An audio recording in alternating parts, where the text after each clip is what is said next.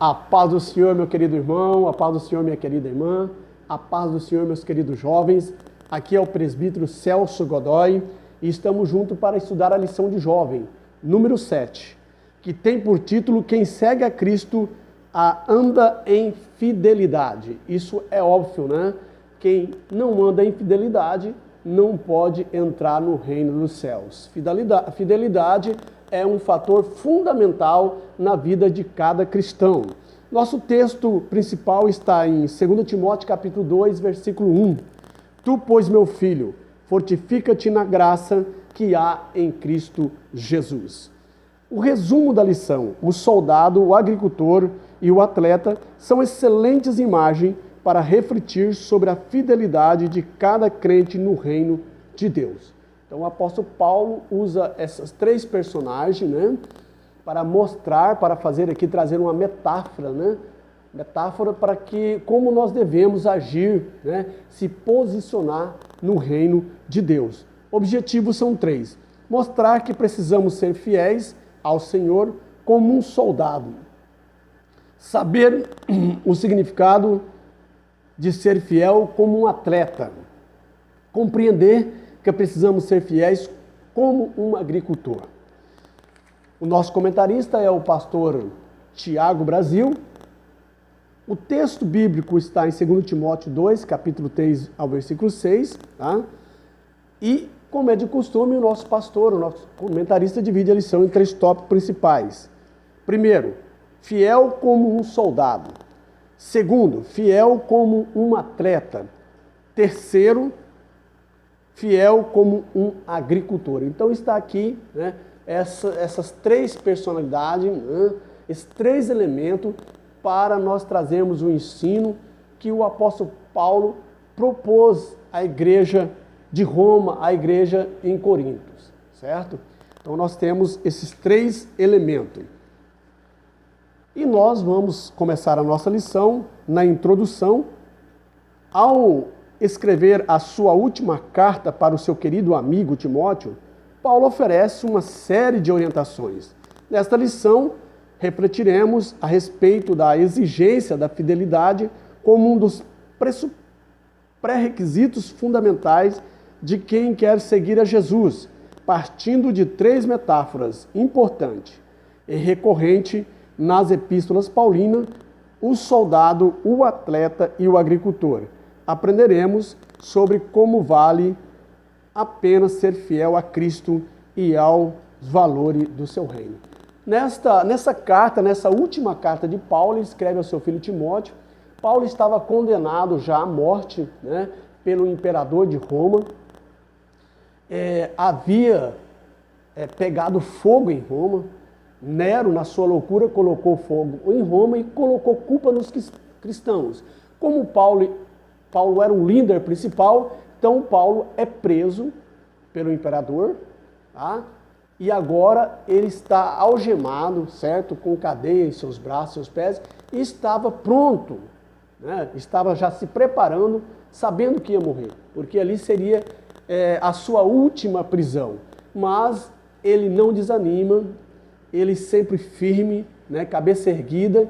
Ele escreve essa última carta a Timóteo, o animando, né, dizendo para ele como ele deveria comportar, né, como pastor, né, e ajudar os demais irmãos. Então Paulo era um fiel, né, atleta, era um fiel soldado, era um fiel agricultor na obra do Todo-Poderoso, né, o qual nós devemos imitá-los. Primeiro tópico, fiel como um soldado. Subponto, primeiro tópico, fidelidade como foco de vida. O segundo subponto, fiel em meio ao sofrimento. E terceiro, vivendo em fidelidade para agradar a Deus. Nós vemos, meus queridos irmãos, que Paulo escreve aos Efésios, no capítulo 6, versículo 14, né? E até os 18, se não estou equivocado, e ele mostra ali, né, as armaduras que nós devemos nos revestir de Deus, né? Devemos tomar para revestir dessas armaduras que vêm de Deus. Ele fala do cinturão da justiça, da couraça da justiça, do cinturão da verdade, tá? Do sapato, calçado no sapato do Evangelho da Paz, o capacete da salvação, fala do escudo, né? Que é a palavra, a espada, né? Que traduz aí o Espírito Santo de Deus. Então ele traz elementos, né? Que compõem a armadura que um soldado de Cristo deve estar revestido para suportar os dias maus, lutar, fazer tudo e ficar firme, diz o apóstolo Paulo. Então nós vemos que Paulo estava preso em Roma, escrevendo a sua última carta, sabendo que estava já próximo ao seu destino, né? Ele terminou a sua carreira, guardou a fé e agora lhe estava proposto, né, a coroa da vida que ele ia receber. Estava firme porque para Paulo viver era ganho, morrer era Cristo.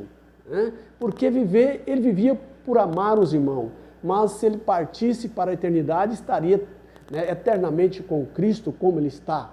Então Paulo, para ele, era bom, né, tanto ficar com os irmãos como ir para Cristo, mas desejava ir para Cristo. Mas por amor aos irmãos, ele estava batalhando pela fé que uma vez foi lhe dada. Mas aqui chega o ponto final. E Paulo ali em Roma, ele teve a oportunidade de observar os soldados romanos, porque naquela época todo o império, né, os impérios queriam conquistar cada vez mais, né? Nós vimos o império grego, o império romano, que agora onde Paulo estava, quem estava imperando era Roma, né? Mas vários impérios, o Império Babilônico. Então, naquela época havia uma corrida, né, para nações que conseguissem ter os seus militares, os seus soldados, né, mais competente, né, mais forte para dominar sobre as outras nações. É o que nós vemos hoje, né, na corrida armamentista, né? Armamento bélico, atômico, quem tem mais, pode mais. E não era diferente na época. E quem tinha, né, uma soldadesca preparada era o melhor da época. E Roma estava nessa situação. Então, Israel estava submisso, né, ao poderio de Roma. E agora Paulo, então, ele observa os soldados romanos e vê como eles se vestiam para ganhar uma guerra, para ir à batalha, né? Os homens de ferro, certo? E ele observa o capacete, ele observa a cinta que era afivelada para que as armas postas no cinturão não caísse, certo? Era bem afivelada, bem apertada. Ele observa a couraça, aonde não deixava que a espada, né, penetrasse com maior facilidade, né? Com muita facilidade. O escudo, ok? A espada, que ele compara com a espada do Espírito, a palavra de Deus. Então ele faz uma reflexão, ele observa, então ele traduz, né? Ele interpreta e passa esse estudo teológico para a igreja de Roma, para a igreja de Corinto, sabe?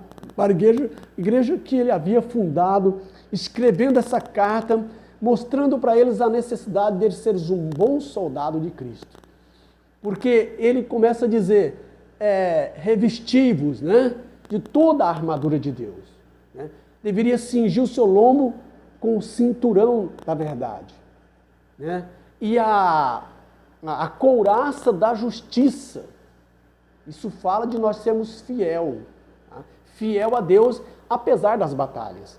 Ok? E aí ele fala do calçar dos pés no Evangelho da Paz. Ele olhava para o calçado dos soldados romanos e viam como eles eram bem preparados, né? Para que os seus pés não viessem sofrer danos, lesões. Tá? Ele também olha para o capacete, as catatupas, né, que jogavam pedras, se não me foge, se não estou enganado, era esse nome que dava as armas que jogavam pedra longe e poderiam acertar, né, a cabeça dos soldados. Então eles tinham que ter o capacete para que nenhuma flecha, nenhuma pedra o ferisse na sua cabeça. Então havia ali um capacete bem preparado, ok? E também o escudo. E ele fala sobre o escudo da fé.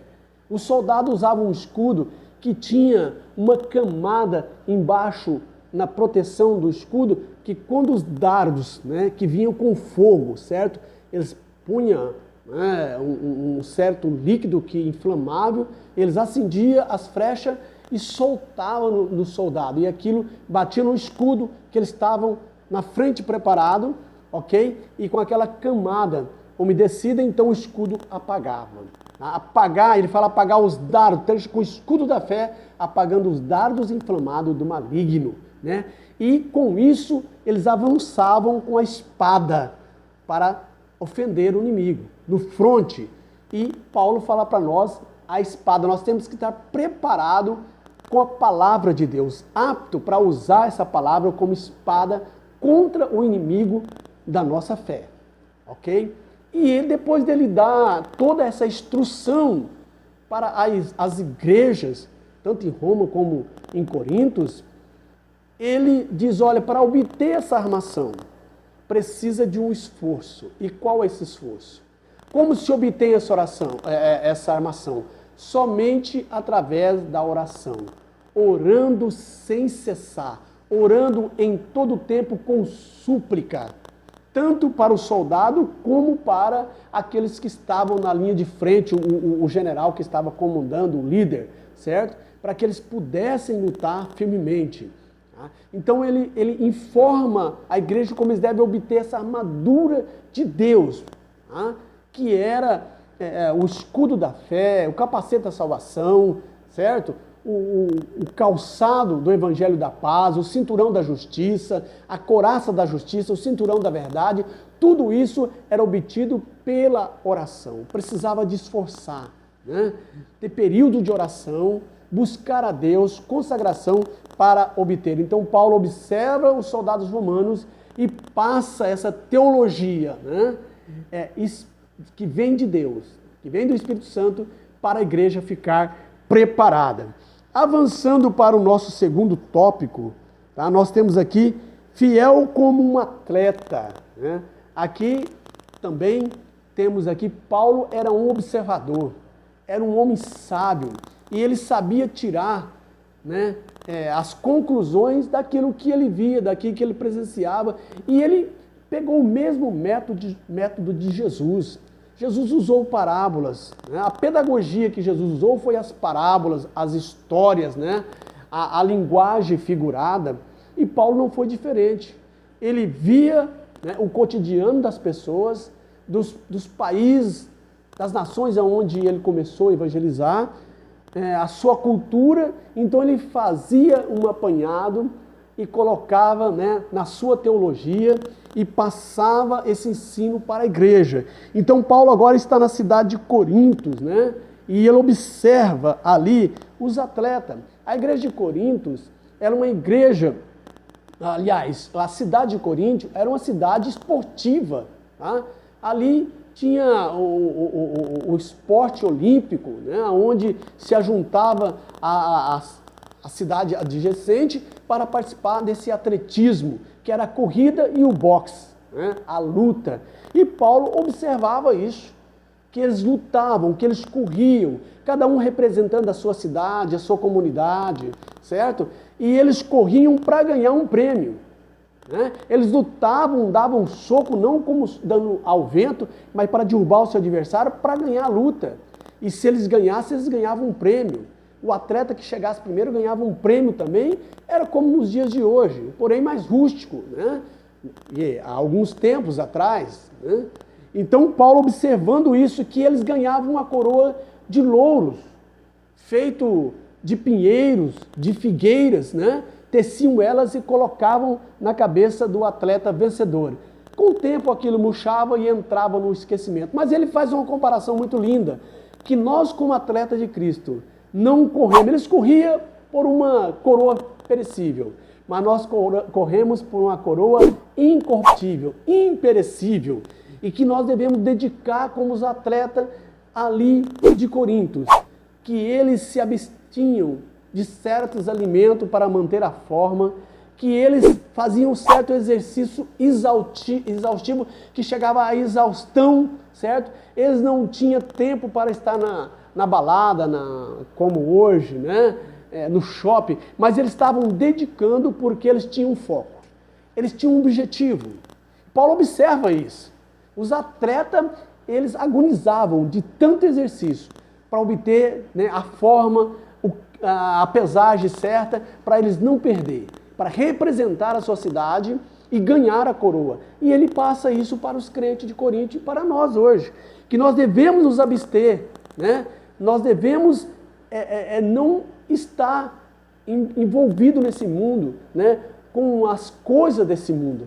Nós devemos ter renúncia, né? Nós temos que renunciar. O servo de Deus, ele não pode fazer o que o mundo faz, né? O pregador da palavra, enquanto muitos estão, né, esbanjando, comendo à vontade, ele está jejuando, certo? O crente fiel está jejuando, orando, se preparando, né, cada vez mais, porque ele vai ter que ir à luta. Ele vai ter que lutar não contra a carne e o sangue, mas contra as hostes espirituais da maldade nos lugares celestiais.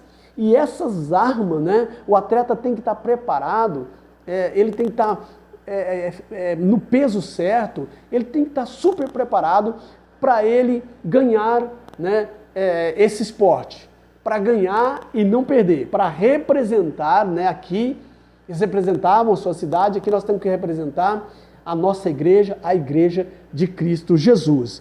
E isso, irmão, dependia de muito esforço, dependia de muito exercício, né, na fé. Aqui Paulo também fala da oração, né, do jejum, da consagração. Sem esses elementos, dificilmente o atleta de Cristo vai ganhar uma disputa, uma batalha, tá? E é glorioso, irmão, porque nós não somos como os atletas de Corinto, que um levava o prêmio. Aqui todos nós vamos levar o prêmio. Todos nós que mantemos fiel no exercício da fé, no exercício da oração, no exercício da fidelidade, tenha certeza, irmão, que você vai levar o seu prêmio. Avançando para o nosso terceiro e último tópico, né? Aqui Paulo fala também, o comentarista diz, fiel como um lavrador, né? Então Paulo, ele diz aqui, né, em 2 Timóteo capítulo 2 e versículo 6, o lavrador que trabalha deve ser o primeiro a gozar dos frutos, né? Então Paulo dá uma ilustração muito tremenda e traz aqui como Jesus, quando Jesus falava uma parábola, ele estava observando o cotidiano do ser humano. Tá? E ele transferia, né? Ele comparava esse cotidiano do ser humano com as coisas espirituais para trazer uma verdade espiritual para eles. E Paulo não era diferente. Então o agricultor, irmãos, meus queridos, ele lavra a terra, né? Aquela poeira toda, certo? Ainda sem chuva, ele carpe, ele lavra, prepara o solo, planta a semente, ok? Não tem nada, né, que mostra que aquilo dali vai vigorar, que aquela semente vai nascer, mas ele pacientemente, ele espera a chuva temporã, a chuva da época certa, molhar o solo e fazer a plantação crescer. Aí ele espera a chuva parar, viu o sol para amadurecer o arroz, para amadurecer o milho, e ele então fazia a colheita necessária. E ele é o primeiro que goza desse fruto. Ele é o primeiro a ter o gozo de alimentar, né, de sustentar a sua família com arroz, com milho, com o fruto da terra. Então Paulo, né, e os demais, Jesus também falou sobre isso, que nós devemos ser como um agricultor que pacientemente aguarda, né, o tempo certo de colher o fruto, e ele é o primeiro a gozar, né, desses frutos. Então mostra a paciência.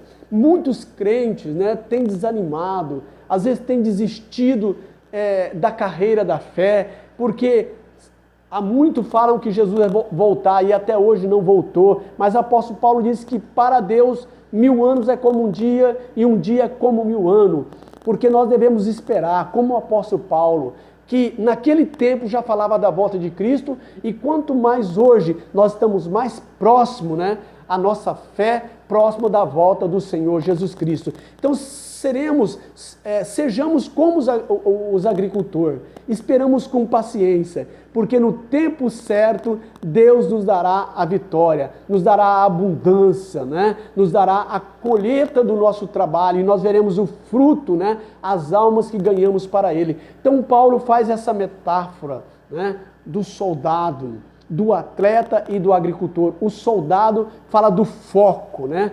Fala da dedicação, né? Na obra de Deus, certo? Daquela atendendo, não se embaraçando com as coisas dessa vida.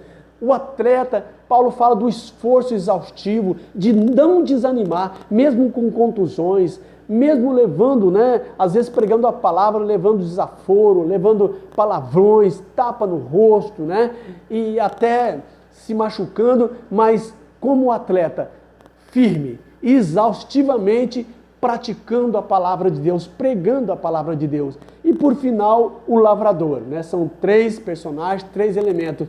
A paciência do lavrador. Meus queridos, Jesus vai voltar. Tá? Quem sabe seja amanhã, quem sabe seja daqui 1000 anos, mas ficamos na esperança, porque um dia ele vai voltar e nós cremos, ninguém pode revogar, tá? Isso é verdade, isso é uma grande verdade da palavra de Deus, tá? Ninguém pode revogar isso. Jesus vai voltar. Então espera com paciência como o lavrador, tá? Não desanime, porque a colheita virá e Jesus colherá para o seu celeiro os santos. E o ramo ruim, a erva ruinha será lançada no fogo. Então ficamos firmes, não desanime, tenha paciência. Fazendo a nossa conclusão desta lição, né? A grandeza e a complexidade do reino exige uma correspondência à altura daqueles que se propõem a servi-lo. O foco de um soldado na guerra, a honradez de um atleta coroado e o merecimento de um dedicado agricultor são acessíveis imagens que nos lembram dos valores do reino de Deus. Que Deus abençoe sua vida. Não esqueça de dar o like, de se inscrever no canal, compartilhar os vídeos. Um abração, um beijão no coração e até o próximo vídeo. Bye, bye, galera!